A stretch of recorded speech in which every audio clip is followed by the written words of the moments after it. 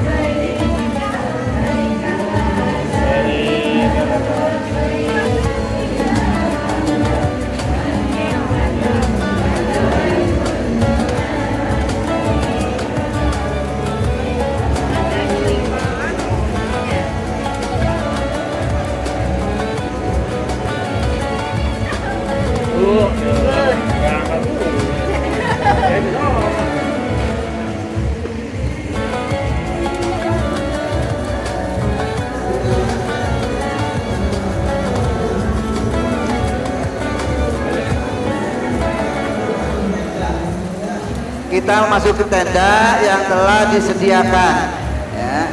Tenda itu tergantung kloternya, kloter berapa ya.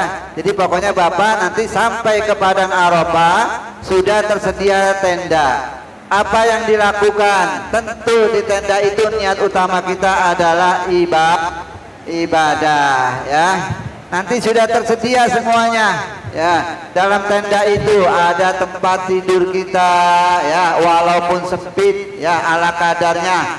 Alhamdulillah bisa kita ke Padang Arafah ya. Jadi ketika Bapak Ibu berada di Padang Arafah, tempatkan posisi diri Bapak Ibu ini adalah orang-orang yang beruntung ya.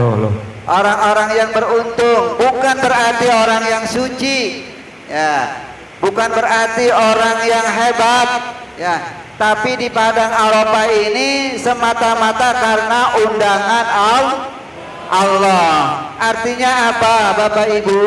Artinya bahwa di Padang Arafah ini kita datang di bumi Arafah yang sudah Allah janjikan ketika para hamba-hambaku datang ke bumi Arafah, maka disitulah Allah bebaskan dirinya nanti dari api neraka. Dosa-dosanya semua dihapuskan di Padang Arafah. Karena itu yang kita lakukan adalah taqarrub ilallah bi fi'li ta'ah, dengan mendekatkan diri kita dengan ketaatan-ketaatan, dengan zikir yang kita bisa, dengan baca Quran yang kita mampu ya. atau dengan muhasabah kita. Bapak Ibu, di Arafah kita telanjangkan diri kita. Kita ingat dosa-dosa kita. Dosa yang lebih besar dari gunung, lebih luas dari lautan yang telah kita lakukan. Di situ kita akui ya, kita ngadu kepada Allah, kita mohon kepada Allah. Jadikan bumi Arafah ini sebagai lautan tangisan kita karena dosa-dosa kita yang menggunung, yang meluas ya, yang lebih luas daripada daratan di dunia ini. Semua itu tidak ada bisa yang bebaskan kecuali Allah. Kita meminta kepada Allah, kita ketuk rahmat Allah agar benar-benar mengampuni kita yang berada di Arafah. Ya, semuanya kita berdosa, ya. Semua orang berdosa. Ya. Tetapi sebaik-baik orang yang berdosa adalah orang yang bertaubat kepada Tuhannya. Bumi Arafah jangan dikatakan sebagai bumi tempat perkemahan saja. Disitulah, di sebelah kanan kita, kiri kita, depan belakang kita, itu ada rahmat Allah yang akan siap mengampuni dosa-dosa kita, yang akan siap memberikan apa yang kita minta. Ada 3 poin yang Allah hantarkan, yang Allah sediakan di bumi Arafah. Kata Allah dalam hadis qudsinya, hal min sa'ilin fa'utiyasulahu. Adakah di antara hambaku di bumi Arafah ini yang meminta sesuatu, maka permintaannya apapun akan aku kabulkan. Wahal min mustaghfirin fa'ughfirullah. Adakah di antara hambaku yang berada di bumi Arafah ini yang meminta ampun meskipun dosanya sebesar gunung, meskipun dosanya seluas lautan, maka kata Allah, fa'ughfirullah, akan aku berikan ampunan terhadap dosa-dosa yang dilakukan oleh hambaku, kata Allah. Wahal min taibin fa'atubu ilaih. Adakah di antara hambaku yang saat ini ingin bertaubat kepadaku dari segala dosa-dosa yang dilakukan, kesalahan-kesalahan yang dilakukan, kata Allah, fa'atubu ilaih, maka aku terima taubatnya, aku hamparkan, aku bukakan pintu taubatku untuk hambaku yang saat ini berada di padang Arafah. Karena itu Bapak, jadikan padang Arafah ini sebagai bentuk kontemplasi kita, muhasabah diri kita, telanjangkan. Kita ingat semua masa lalu kita, dosa-dosa kita kepada orang tua kita, dosa-dosa kita kepada keluarga kita, pada istri kita, pada suami kita, pada anak-anak kita. Kita ingat dosa-dosa yang telah kita lakukan. Dan jangan lupa doakan untuk orang tua kita bahwa kita berada di Arafah ini. Ini adalah satu titik terkabulnya doa-doa orang tua kita. Bukan karena kita banyak uang, tetapi ini karena doa dari orang tua kita yang mungkin sekarang sudah meninggal dunia. Ketika dia masih hidup, mungkin ada kata dari orang tua, ya Allah, berikan kesempatan untuk anak-anakku agar bisa menginjakkan kakinya di bumi Arafah. Kita tidak tahu doa orang tua kita, maka sebagai wujud syukur kita kepada Allah, mari kita doakan orang tua kita yang telah meninggal dunia. Mudah-mudahan kuburnya dijadikan raudhah min riyadil jannah. Orang tua kita yang mungkin belum berkesempatan untuk ibadah kita di padang Arafah ini, maka kita doakan mudah-mudahan orang tua kita bisa terpanggilkan sama halnya Allah mengundang kita. Kita doakan orang tua kita panjang umur. Kita doakan orang tua kita agar bisa menginjakkan kaki di Arafah seperti Allah undang kita di bumi Arafah ini. Jangan tinggalkan doa untuk orang tua kita. Merekalah yang salah satu daripada terkabulnya doa kita untuk kita bisa pergi ke Arafah. Semuanya kita kontemplasi terhadap dosa-dosa kita. Waktu kita banyak di Arafah, dari tanggal 8 sampai tanggal 9 Zulhijjah. itu kita keluarkan seluruh unek-unek kita. Kita telanjangkan diri kita mengadu kepada Allah. Kita mengadu, kita bersaksi bahwa di bumi ini kita datang bukan karena kita istimewa. Kita datang membawa dosa-dosa kita. Kita datang membawa maksiat kita kepada Allah. Tapi saat ini Allah ampunkan. Bapak Ibu hadirin sekalian, setelah kita tergelincir matahari, maka kita akan melaksanakan wukuf di Arafah. Ya, nanti kita sholat zuhur jamaah takdim, kemudian kita berdoa terus, berdoa dan berdoa sampai terbenamnya matahari.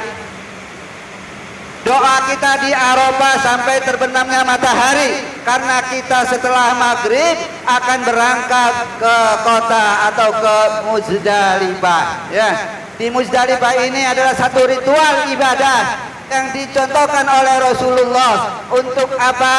Untuk kita mengambil kerikil dan untuk selanjutnya kita gunakan untuk lempar jamarot. Lalu apa yang kita gunakan semalaman di Muzdalifah? Di Muzdalifah kita pun berdoa karena tempatnya istijabah. Ya, tempat yang kita datangi itu adalah kesempatan kita yang terbaik karena tempatnya disucikan, tempatnya diijabah oleh Allah Subhanahu wa taala. Setelah kita selesai menunaikan ibadah kita di kota Muzdalifah, di padang Muzdalifah, maka kita akan diangkut ke Mina. Ya. Di Mina inilah kita dipersaksikan bagaimana kita bisa menahan ego kita, bagaimana kita bisa menahan kesabaran kita, bagaimana kita bisa menolak daripada keburukan-keburukan yang datang kepada kita dengan bentuk kita melempar jamarat. Tanda sebagai hikmah daripada jamarat yang kita lakukan agar seluruh perbuatan-perbuatan buruk yang ada dalam diri kita lepas, kita kuburkan agar tidak terjadi lagi hal-hal kemaksiatan yang terjadi dalam diri kita. Bapak Ibu, kita di jamarat, ya, di jamarat selama 3 hari, tanggal 10, tanggal 11, tanggal 12. Kita berada di Mina. Disitulah kita dipersaksikan oleh Allah, para malaikat Allah, bahwa kita benar-benar menunaikan ibadah haji sesuai dengan perintah Rasul. Khuzu anni manasikakum. Ambillah ibadah-ibadah sebagai contoh daripada ibadahku kepada kalian. Insya Allah ibadah kita akan makbul dan mabrur. Selama 3 hari. Nanti tanggal 12 Zulhijjah kita melempar jamarat yang terakhir dan kita akan kembali ke kota Mekah. Ingat Bapak Ibu, itulah waktu kita seumur hidup. Waktu kita seumur hidup yang begitu nikmat kita berada di Arafah, di Mina. Jangan sia-siakan. Karena kalau kita tidak sia-siakan, insya Allah kita ketika kembali ke Mekah, ke pondokan kita, hati kita merasa puas, merasa nyaman, karena kita ibadah benar-benar apa yang disyariatkan oleh Rasulullah Sallallahu Alaihi Wasallam. Baik Bapak Ibu hadirin yang dirahmati Allah, setelah kita kembali ke Mekah, maka ada satu rukun yang belum kita tunaikan, ya, yaitu tawaf ifadah.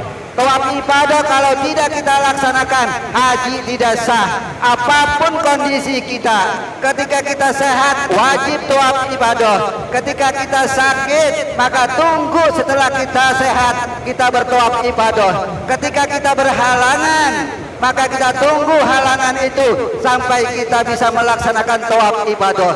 Kenapa demikian? Karena tawaf ibadah adalah rukun haji. Kalau kita tidak laksanakan, maka haji kita dianggap batal dan tidak. Paham Ibu Bapak? Baik, sekarang kita seakan melaksanakan tawaf ibadah. Kita menuju Masjidil Haram. Mari sama-sama kita tawaf ibadah. Sekarang kita seakan memasuki pintu daripada Masjidil Haram karena kita akan melakukan tawaf ifadah ya. Namun sebelum itu saya jelaskan tentang kondisi sekitar Ka'bah. Bapak Ibu, nanti kita mulai tawaf pas berada di rukun Hajarul Aswad. Ini adalah rukun Hajarul Aswad. Nanti kita mulai tawaf dari sisi sini. Ya, ketika kita berada di Mekah, di Masjidil Haram, maka akan ada dua tanda ya untuk menandakan bahwa itu adalah rukun Hajarul Aswad.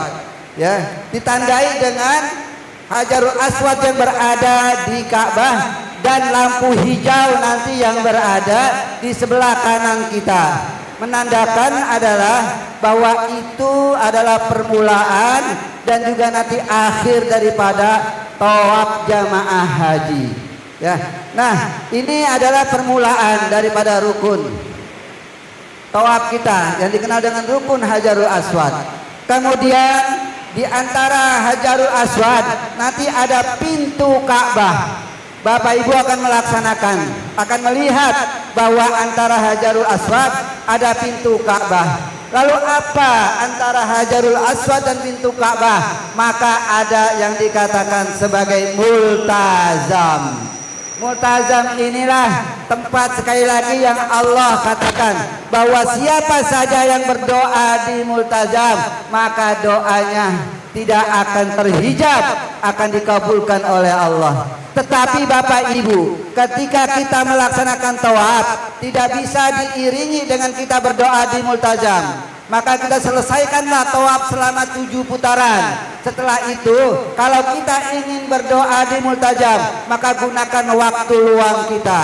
Ketika kita mungkin nanti sholat menunggu waktu, bisa kita manfaatkan untuk kita bisa doa di multazam. Tetapi kalau tidak memungkinkan, maka itu bukan hal yang wajib kita lakukan. Maka boleh kita lakukan, boleh juga tidak berdoa di multazam.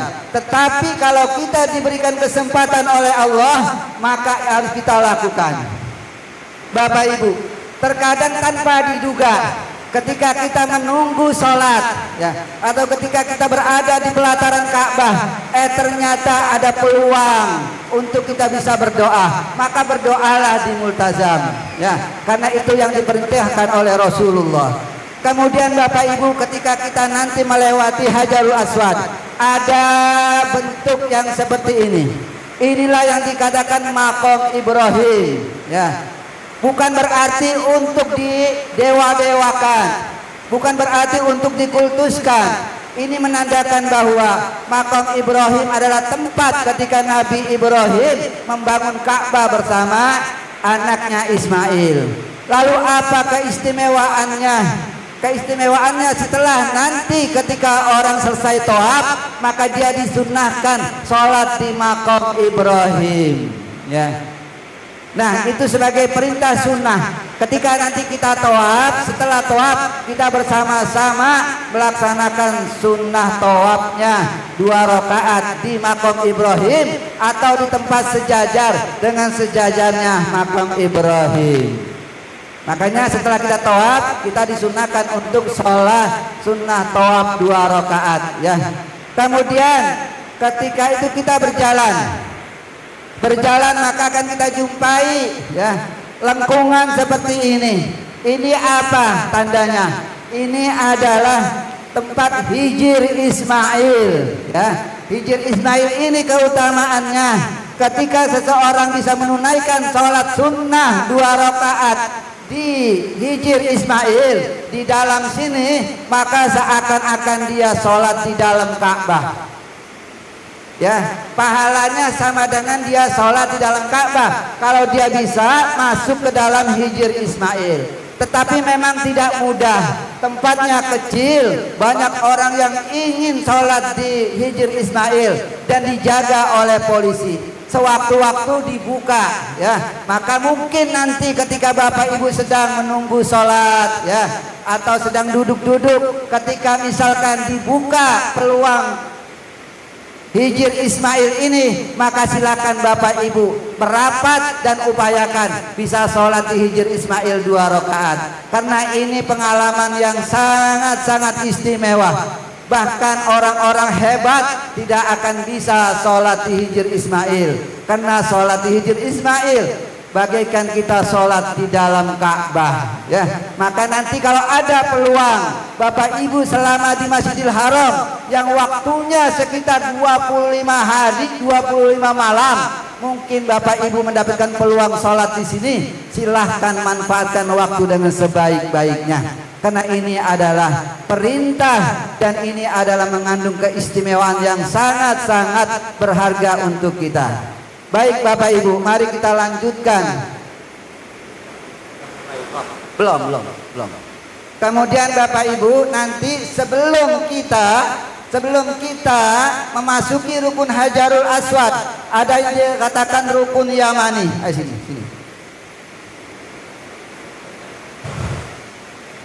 Bapak Ibu, ini adalah rukun Yamani. Ya. Jadi sebelum rukun Hajarul Aswad, ya. Jadi yang dikatakan rukun itu adalah sisi Ka'bah. Ka'bah berbentuk kubus yang memiliki 4 sisi. Yang pertama adalah rukun Hajarul Aswad. Yang kedua adalah rukun Al-Iraqi, ya. Yang ketiga adalah rukun Syami. Ya, ini rukun Syami, dan yang keempat adalah rukun Yamani, ya. Ada apa di rukun Yamani? Di rukun Yamani, ya, dalam sebuah riwayat dikatakan bahwa ketika jamaah haji melewati rukun Yamani, maka di situ malaikat berdoa. Malaikat mendoakan jamaah haji yang sedang tawaf yang berada di rukun Yamani. Ribuan malaikat mendoakan kita, maka kita disyariatkan untuk berdoa ketika kita melewati rukun Yamani. Doa apa yang kita ucapkan? Doa yang seluruh kita inginkan, dunia akhirat ada di doa itu. Rabbana atina fid dunya hasanah wa fil akhirati hasanah wa qina adzabannar. Itu yang kita ucapkan ketika kita melewati rukun Yamani sebelum kita berada di rukun Hajarul Aswad. Jadi seluruh sisi Ka'bah itu memiliki keistimewaan, memiliki keutamaan yang itu harus kita gapai, harus kita raih untuk kita bisa mendapatkan haji kita yang makbul dan mabrur. Ya, mudah-mudahan hajat kita terkabul ya oleh Allah Subhanahu wa taala. Udah, baik, kita mulai tawaf.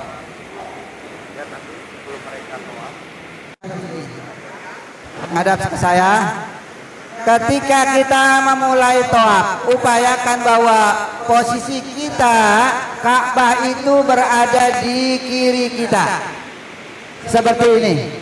Pas ketika kita berada di rukun Hajarul Aswad, kita lihat di sebelah kanan kita nanti itu ada lampu merah. Jangan sampai terlewat dari lampu merah, kita belum bertakbir, ya. Kita belum mulai daripada rukun Hajarul Aswad. Jadi ketika ada lampu hijau, maka kita situlah tandanya mulai tawaf. Posisi tawaf kita bagaimana? Badan kita lurus ke depan. Kemudian kita menengok ke arah kiri. Ingat ya, bukan badannya, jangan begini. Ya, badan tetap ke depan. Yang kita tengok adalah ya, makanya itu salah satunya. Jadi badan tetap ke sana. Yang kita tengok adalah muka kita tengok ke kiri, ya. Kita ucapkan Bismillahi Allahu Akbar, Bismillahi Allahu Akbar, Bismillahi Allahu Akbar. Maka kalau sudah itu kita maju. Nah, Bapak yang pasti rukun Hajarul Aswad takbir lagi. Bismillahi Allahu Akbar, Bismillahi Allahu Akbar. Ibu ke sana, ibu ke sana. Terus takbir, Bismillahi Allahu Akbar. Sebentar ibu ya. Sebentar. Kita sekarang mulai tawaf ya. Mulai tawaf di rukun Hajarul Aswad. Ingat, tawaf 7 putaran. Ya, saya di depan dulu ya. Dah. Bismillahi Allahu Akbar. Bismillahi Allahu Akbar. Bismillahi Allahu Akbar. Subhanallah walhamdulillah wala ilaha illallah wallahu akbar. Terus. Walhamdulillah wala ilaha illallah wallahu akbar. Subhanallah walhamdulillah wala ilaha illallah wallahu akbar. Ingat, melintasi rukun yamani apa yang kita bacakan.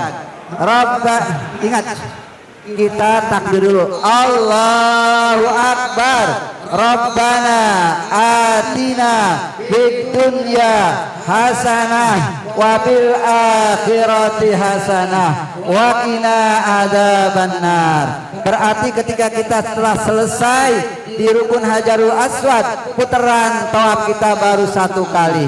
Kita lanjutkan lagi. Bismillahi Allahu Akbar. Bismillahi Allahu Akbar. Bismillahi Allahu Akbar. Subhanallah walhamdulillah wala ilaha illallah wallahu akbar wala haula wala quwwata illa billah.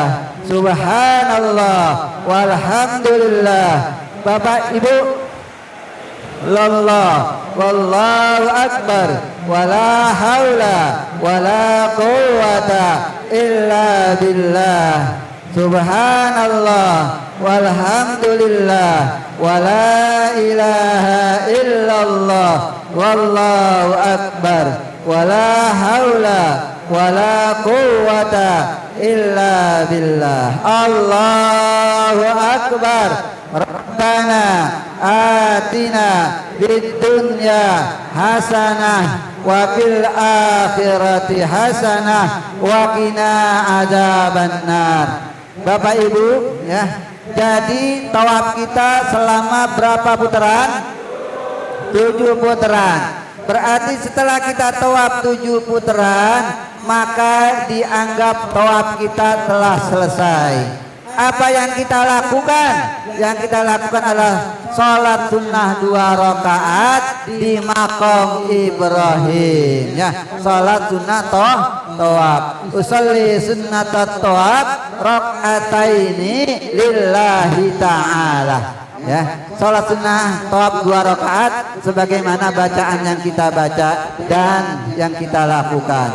Berarti menandakan tawaf kita telah sempurna. Namun masih ada satu lagi, yaitu sa'i bainas Safa wal Marwah. Kita melaksanakan sa'i ya. Setelah sa'i kita akan tahallul ya. Baik, kita contohkan ya simulasi sa'i kita.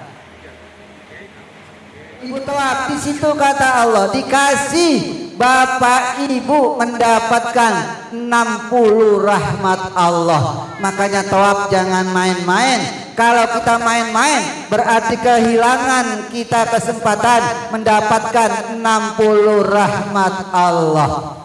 Ya.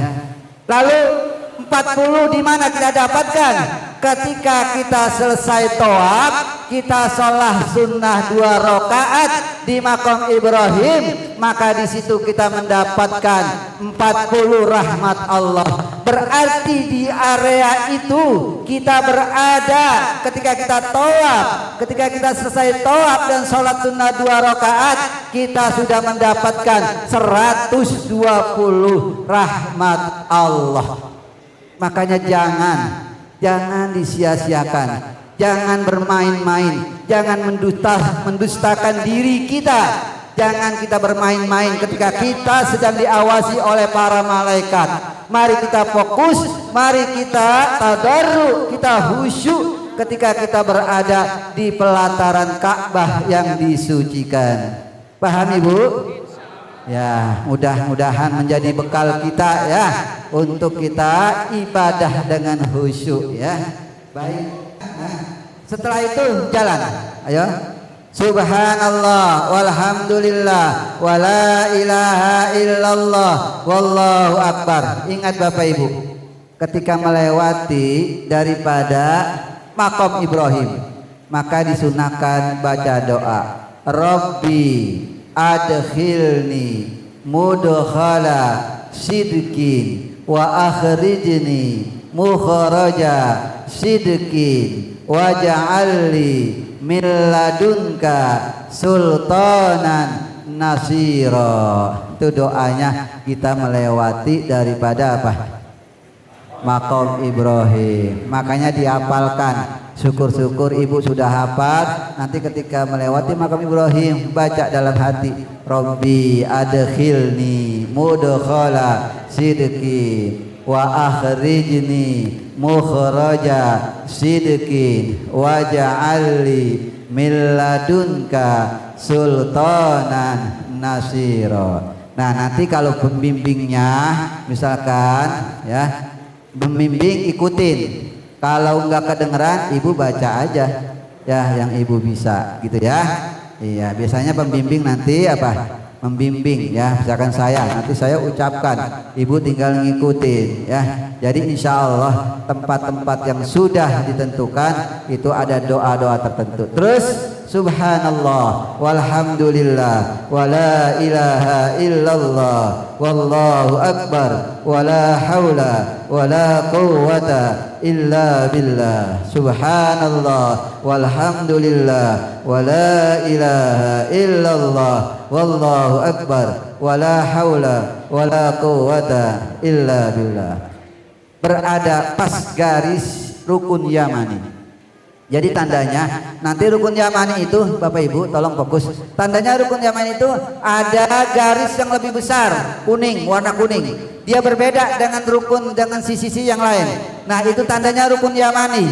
Ya. Jadi ada garis ya besar dengan warna emas. Sulaman warna emas yang agak besar itu menandakan rukun yamani. Di mana kita harus baca apa?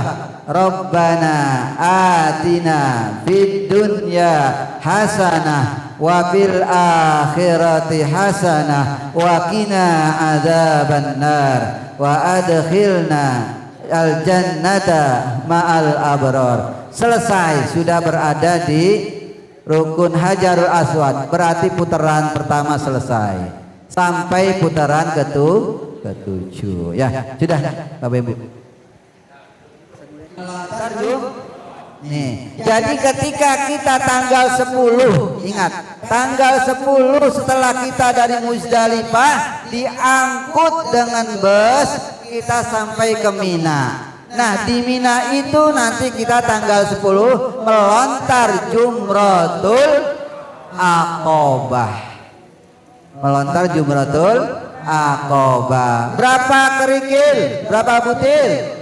7 butir ya. Baik Bapak Ibu, kita siapkan kerikilnya 7 butir untuk melontar Jumratul Aqobah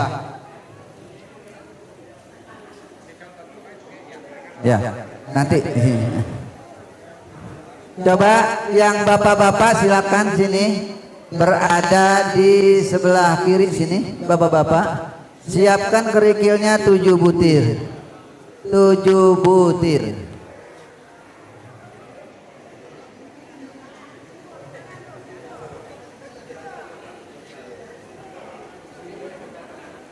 Dah siap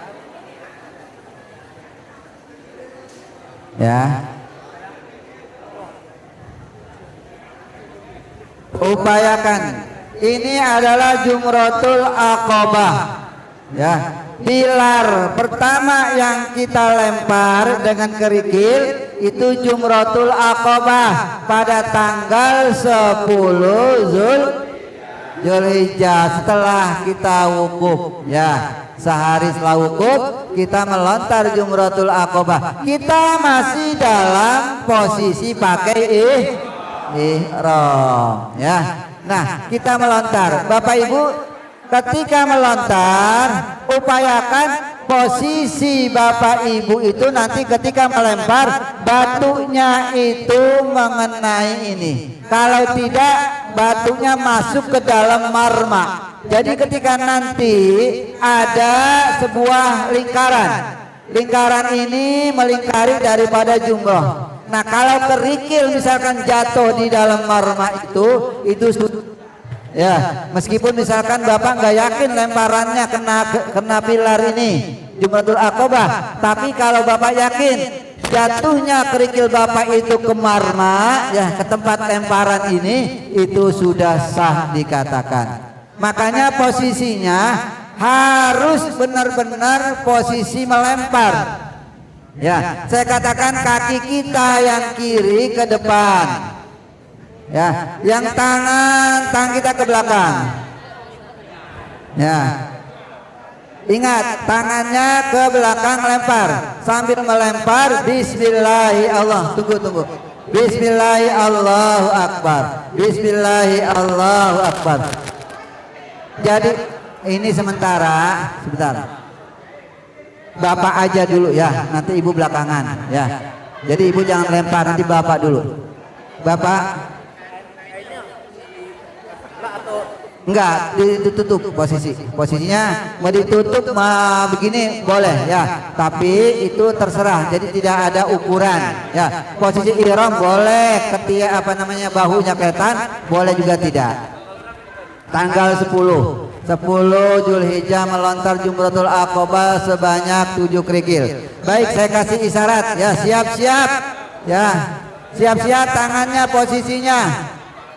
Ya, posisi fokus pada pilar Jumratul Aqobah. Ibu-ibu belakangan, biar bapaknya dulu ganti antar. Ibu belakangan. Ayo. Bismillahi Allahu Akbar. Bismillahi Allahu Akbar. Bismillahi Allahu Akbar. Bismillahi Allahu Akbar. Bismillahi Allahu Akbar. Bismillahi Allahu Akbar. 7 kali ya. Bismillahi Allahu Akbar. Bismillahi Allahu Akbar. Sudah? Ya, sudah 7 lemparan. Sudah. Ibu sebentar ya, gantian. Ibu mohon ke belakang dulu Bu ya. Mohon ke belakang dulu Bu ya. Ke belakang sana Bu, ke belakang dulu Bu. Biar nanti laki-laki kita sudahin ke perempuan. Bapak-bapak mundur, boleh. Bapak-bapak mundur gantian. Mundur Pak, mundur. Ayo. Ibu ayo sini. Ibu, Bapak mundur dulu. Ya, Ibu siap. Siap posisinya. Ya, siap. Sudah paham? Ingat ya, konsentrasi ke pilar. Konsentrasi ke pilar ya. Upayakan bahwa lemparan bapak ibu ini mengenai ini, pilar ini. Kalaupun misalnya tidak mengenai pilar ini, masuk ke dalam ini. Jadi ini marma namanya, tempat lemparan. Jadi misalkan ibu yakin oh ini enggak kena pilar, tapi masuk ke dalam marma ini, itu sudah sah ya. Makanya harus konsentrasi. Siap. Ingat, yang belakang harus bisa melempar. Saya kasih aba-aba. Bismillahi Allahu Akbar. Bismillahi Allahu Akbar. Bismillahi Allahu Akbar. Bismillahi Allahu Akbar. Bismillahi Allahu Akbar. Bismillahi Allahu Akbar. Bismillahi Allahu Akbar. Berapa kerikil yang dilempar? 10. Oh 7. Nah, 7 kerik. Boleh nggak lebih?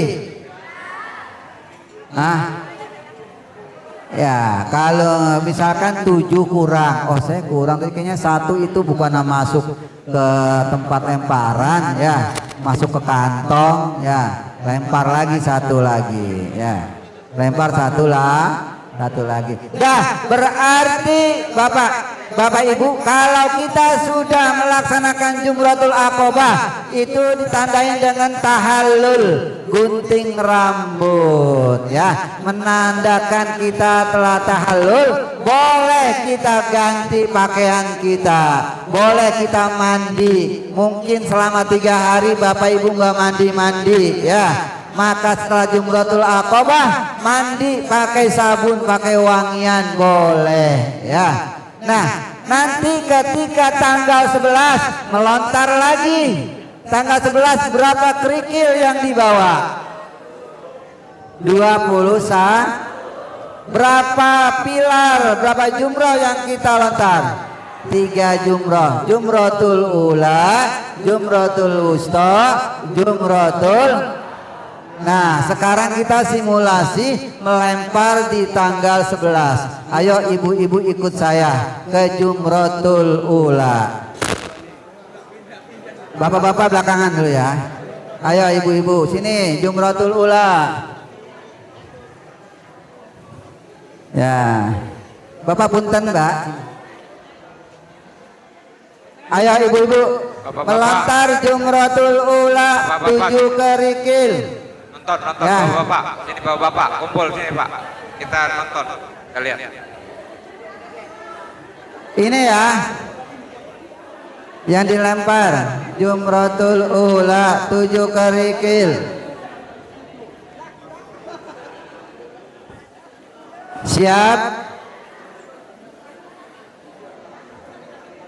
7 kerikil.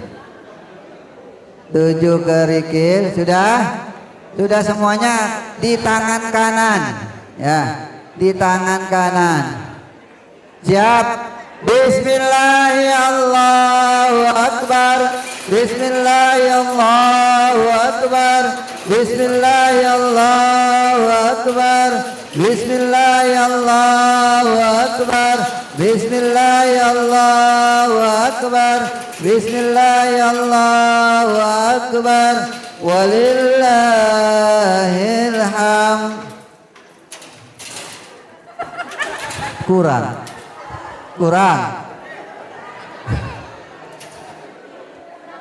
Nah, apa yang ibu lihat?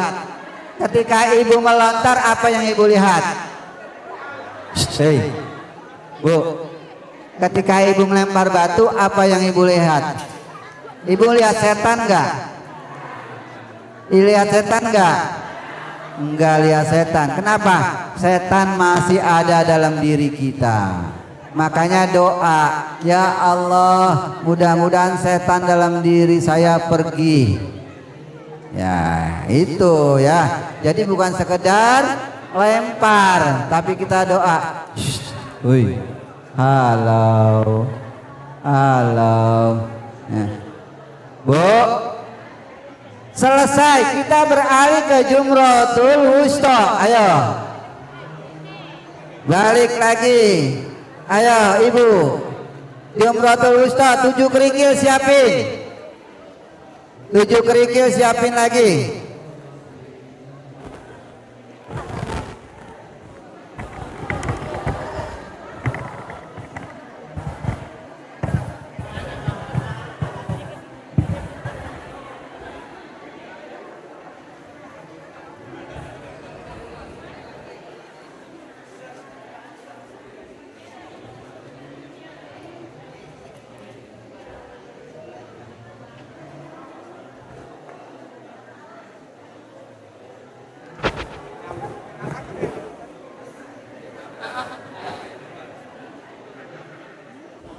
Gas ya.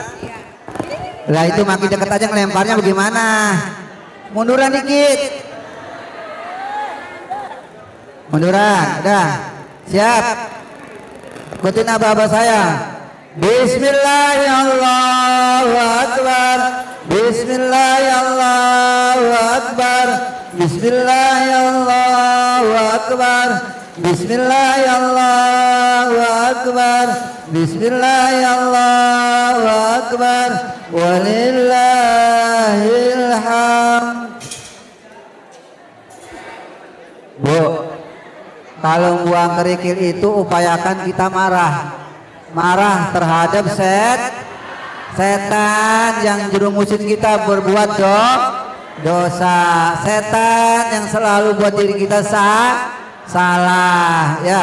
Jadi kita sambil ngutuk setan. Jangan bu lagi ngelempar, jangan tawa-tawa. Terkata orang, lah itu orang ngapa? Lagi ngelontar tawa-tawa. Ya, jangan tawa. Jadi dalam hati kita itu ngutuk siapa? Setan nih yang ada dalam diri kita. Ya. Nah, kalau misalkan sudah lemparan satu, rasa-rasanya setan masih ada dalam diri kita. Kita lempar lagi ke Jumratul Wusta, kayaknya masih ada ini setan dalam diri kita. Maka kita lempar lagi ke Jumratul Aqabah yang ketiga. Ya. Masih ada kerikilnya? Masih ada ya. Ayo siap terus ibu, ayo merapat ke Jumratul Aqabah. Siap, upayakan sampai pada lemparannya. Siap, Bismillahirrahmanirrahim.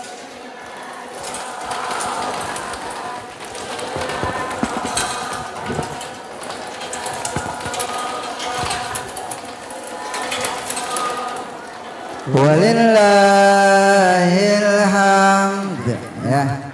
Dah selesai hari ke-11, lontaran hari ke-11 selesai. Besok kita ngelontar lagi dengan kegiatan yang sama. Ya, 21 kerikil, ula, wusta dan aqabah ya. Nah, sekarang ibu boleh pulang ke tenda, mandi dan berhias, silahkan. Gantian dengan bapak.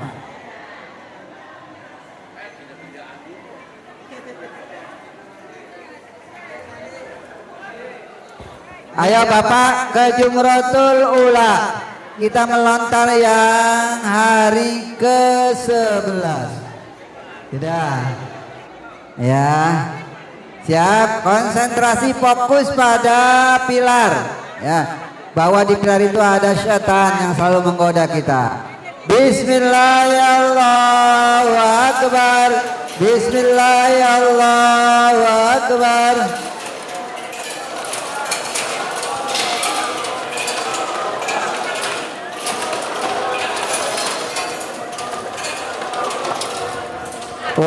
Walillahil hamd. Ya. Dah beralih ke Jumratul Wusta yang ada di tengah-tengah. Ayo.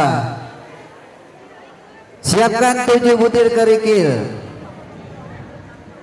7 butir kerikil.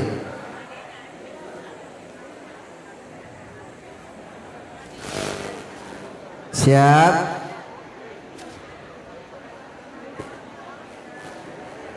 Bismillahirrahmanirrahim. Bismillahirrahmanirrahim.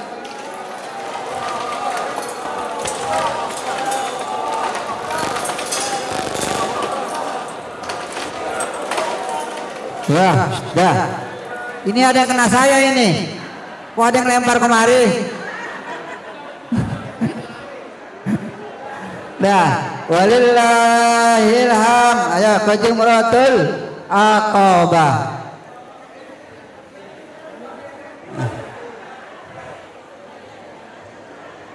Tujuh butir kerikil disiapkan kembali. Ingat Bapak Ibu, 7 butir ya, jangan kurang. Ya. Bismillahirrahmanirrahim. Bismillahirrahmanirrahim.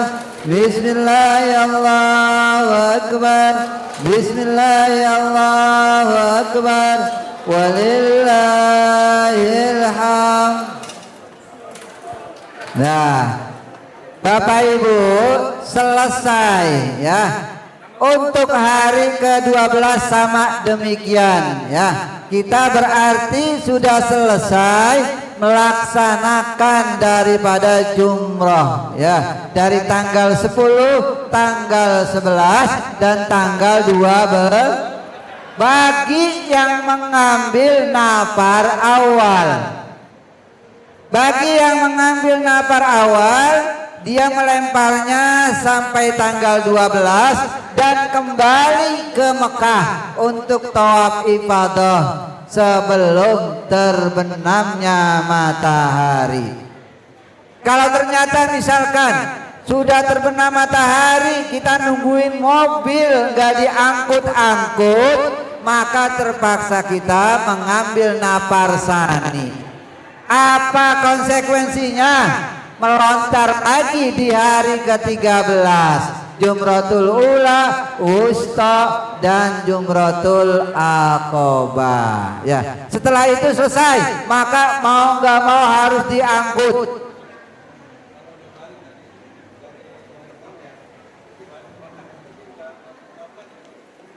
Nggak apa-apa, ditunggu ya, nggak mesti langsung tawaf ifadah. Kenapa? Karena memang kondisi capek gitu ya. Kemudian di pelataran Ka'bah orang begitu banyak melaksanakan tawaf ifadah. Jadi boleh tawaf ifadah ditunggu ya sampai kondisi memungkinkan, sampai badan kita fit, sampai mungkin nanti ada angkutan yang menuju Masjidil Haram. Jadi nggak mesti kita harus langsung dari Mina melaksanakan tawaf ibadahnya. Biasanya jamaah itu 1 hari setelah pulang dari Mina baru melaksanakan tawaf ifadah. Ya, biasanya jamaah Indonesia seperti itu. Ya, jadi nggak langsung tawaf karena kondisi capek sekali. Ya, makanya perlu istirahat 1 hari,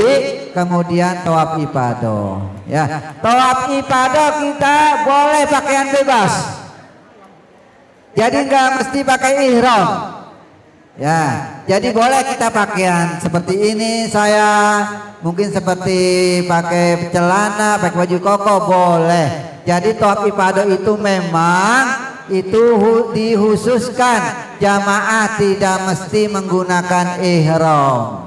Karena ihramnya juga pada kotor, makanya boleh pakai pakaian bebas tawaf ifadah gitu ya. Memang dibuka itu umum, artinya nggak ada seleksi. Kalau biasanya sebelum haji orang yang masuk pelataran Ka'bah wajib menggunakan ihram. Orang yang mau sholat di pelataran Ka'bah sebelum haji wajib menggunakan ihram. Tapi ketika tawaf ifadah diberikan keringanan, boleh pakaian bebas untuk bertawaf.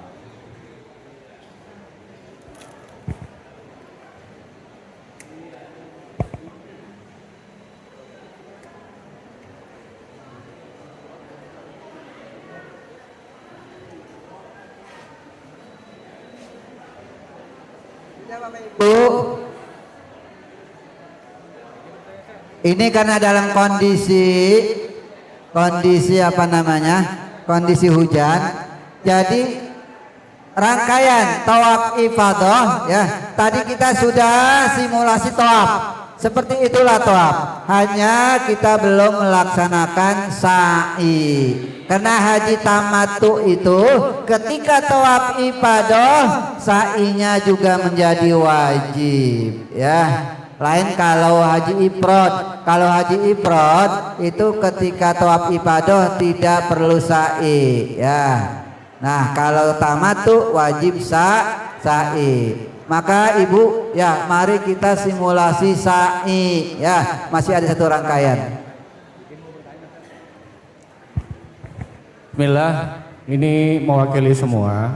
Pada saat tawaf nih Kiai, pelajaran yang kami terima kan harus dalam keadaan suci. Nah, bagaimana sedang tawaf kemudian batal wudhu? Kira-kira simulasinya di rukun manakah kita mengambil wudhu kembali atau dengan cara seperti apa?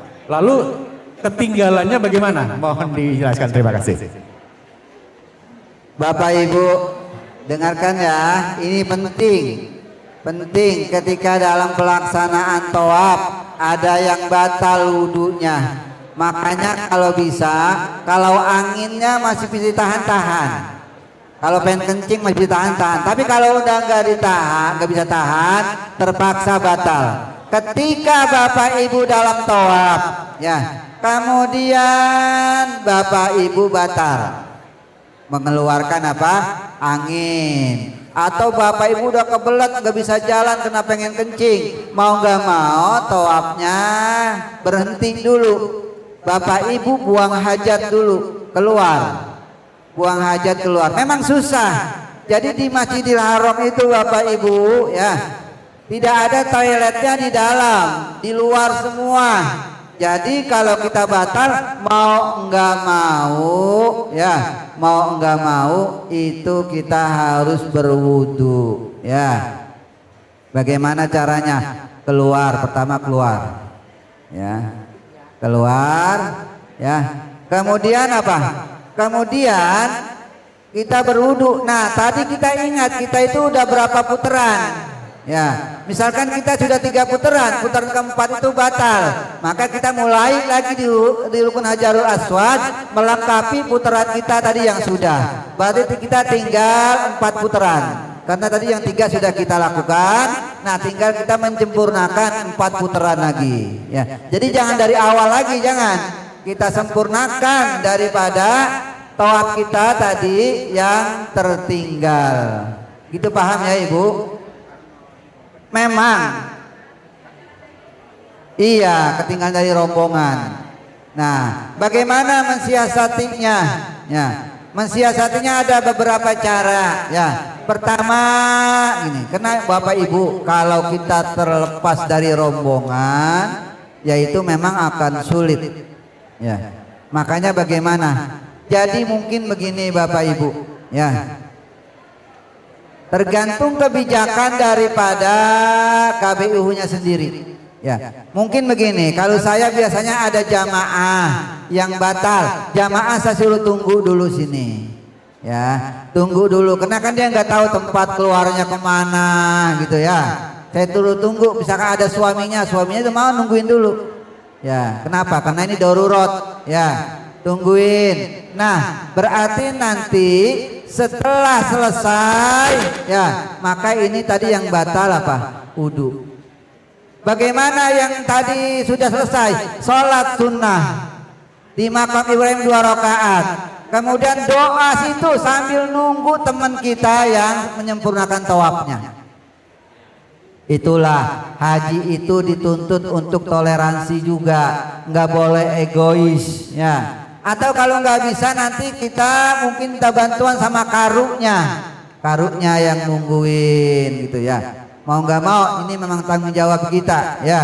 Jadi tungguin, kita doa, nggak ada salahnya kita doa di situ, kita minum air jam-jam situ. Kalau teman kita sudah selesai tawaf, baru kita menuju sa'i ya. Jadi nggak usah khawatir, nggak usah kecil hati ya. Kita ibadah sama-sama ya, biar jangan sampai ada yang ketinggalan. Maklum, jangankan baru ke Masjidil Haram, yang sering saja juga suka lupa di mana pintu masuk, di mana pintu keluar, karena terlalu banyak. Nah ini toleransi persaudaraan yang perlu kita jaga, jangan pernah egois ya. Kalau ada teman kita yang tidak kuat, kita papah ya, atau ada teman kita yang batal ya, kita antarkan wudhu ya. Insya Allah kita ibadah sama-sama ya. Itu ujian kita, ujian Allah kepada kita gitu ya. Mungkin kita suruh sabar nungguin satu orang yang berwudhu, kemudian nungguin dia tawaf lagi.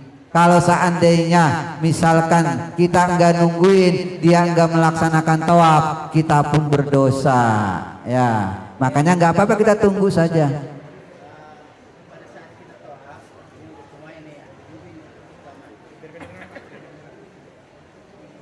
Jadi pada saat kita tawaf, bukan, maksud saya ini, saya pengen nanya sama Kiai ini, apakah dengan gandengan kita istri kita itu harus ada di belakang?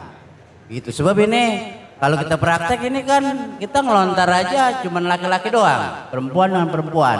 Makanya ini pada saat ini nanti pada pelaksanaan nanti itu berbarengan enggak? Kalau seandainya suaminya batal atau istri batal kan otomatis berdekatan dengan suami. Terima kasih. Ya, Bapak Ibu, ini kita tadi mungkin simulasi ya, biar tertib. Jadi kita bagi ya. Kalau nanti ketika tawaf bareng-bareng, makanya kalau di saya ya mungkin nanti tergantung kebijakan KBH. Kalau di saya ketika tawaf, saya buat pagar betis. Jadi yang ibu-ibu di tengah-tengah, yang bapak di samping sisi kiri, sisi kanan, belakang, depan. Jadi itu jamaah kita tidak terpencar. Jadi pagar betisnya itu bapak-bapak. Ya, bapak-bapak jadi pagar betis. Di kanan ada, di kiri ada, di belakang ada. Sehingga jamaah kita tidak terpotong. Karena kalau nanti jamaah kita terpotong, terpisah. Kalau ada pagar betisnya, nggak bisa orang nembus barisan kita. Nah itu makanya kalau saya biasanya gitu. Jadi bapak-bapak jadi pagar betisnya. Tentu bapak-bapak yang merasa sehat kuat. Kalau yang sudah lansia tetap bergabung di tengah-tengah bersama ibu-ibu. Itu ya. Jadi itu agar tidak tercecer jamaah satu dengan yang lainnya. Bagaimana kalau berdekatan? Boleh berdekatan dengan suami istri gitu. Tapi dalam satu lingkungan, satu rombongan gitu ya. Jadi insya Allah nanti kita tertibkan. Mungkin pengalaman mungkin nanti Bapak bisa kasih masukan kepada KBUH-nya ya, tata cara daripada tawaf. Karena sesungguhnya Bapak Ibu, tawaf itu kan orangnya jutaan. Ada yang udah selesai dan belum. Pasti orang kalau udah selesai keluar dia pasti motong barisan tak. Kalau nggak ada pagar betisnya, pasti itu terpisah. Makanya ada pagar betis ya. Makanya bapak-bapak yang jadi pagar betisnya itu untuk keamanan kita semua ya. Karena kalau satu saja jamaah kita ada yang tercecer, itu kita semua bertanggung jawab ya. Nah itu demikian gitu Pak ya. Insya Allah nanti tawaf sama-sama semuanya. Gitu ya, silakan.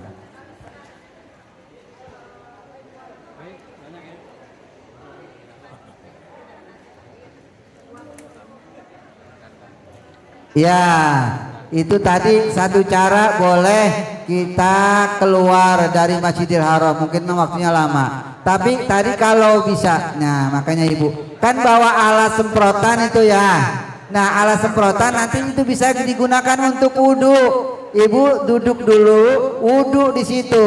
Wudhunya secukupnya tentunya. Muka satu kali, tangan satu kali, biar airnya cukup. Jadi boleh menggunakan air semprotan yang steril. Dan itu digunakan untuk wudhu ya. Jadi nggak perlu keluar. Memang kalau keluar lama dan akan menyita waktu ya. Jadi boleh digunakan untuk berwudhunya.